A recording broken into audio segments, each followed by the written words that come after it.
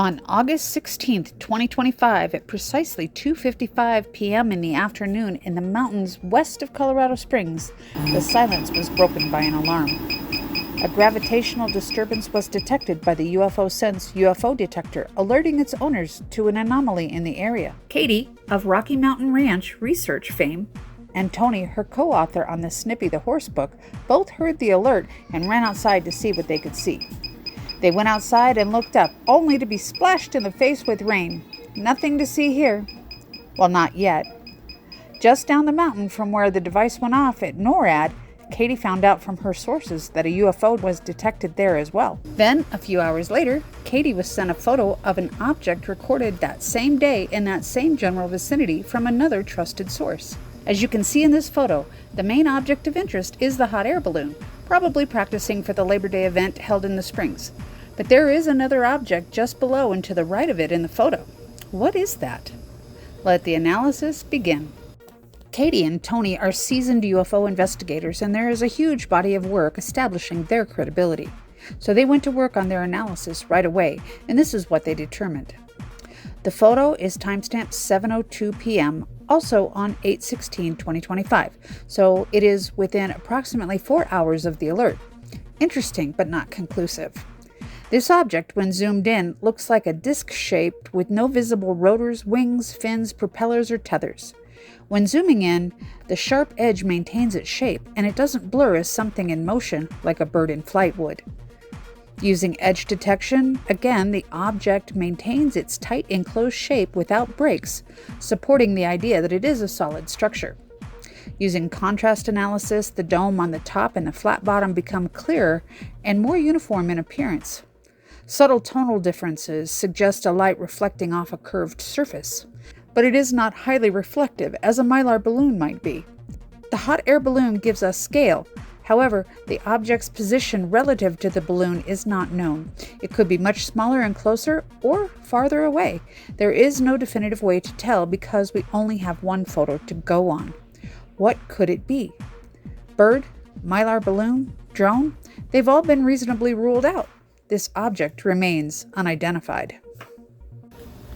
The fact that others detected a UFO and UFO-Sense's gravitic alarm went off and a photo of something unusual was taken near the time and the place of the alert, and that photo was analyzed by experts in UFO studies, means that this object in the photo is something quite interesting.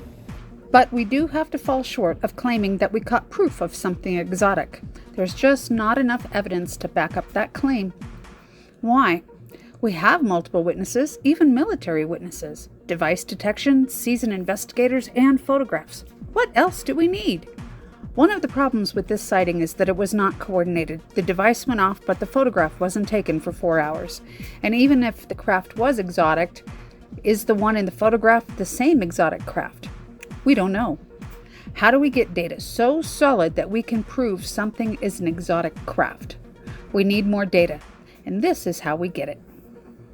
We need more people to get the UFO-Sense devices out in the field, like the one that alerted Tony and Katie to the object in the first place. And we need to get more people into UFO's real-time rapid response network. UFO-Sense's detection box is a consumer product ready for sale for anyone who wants to be alerted if there is a magnetic or gravitic field around them that has changed a detectable amount. Since many UFOs in history have been witnessed by people who claim to also have their cars malfunction or compasses go crazy, it stands to reason that detecting a magnetic or gravitic field anomaly means that there could be something exotic flying in the sky near them. UFO-Track then takes the UFO-Sense alert and blasts it out to all of its Patreon members who are within 50 miles of an event so that we can get multiple witnesses to the same event, and we can get photos from different angles such that we can determine size, speed, and altitude of the exotic craft flying around in our skies.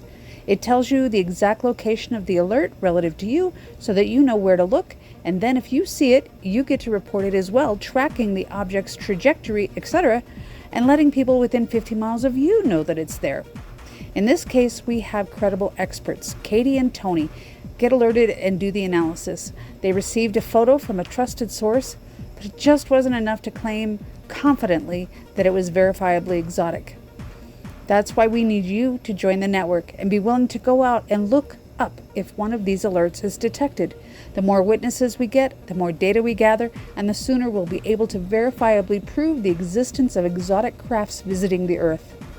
We call this effort proactive or citizen-led disclosure. Come join us at UFO-Track.com and be part of the network.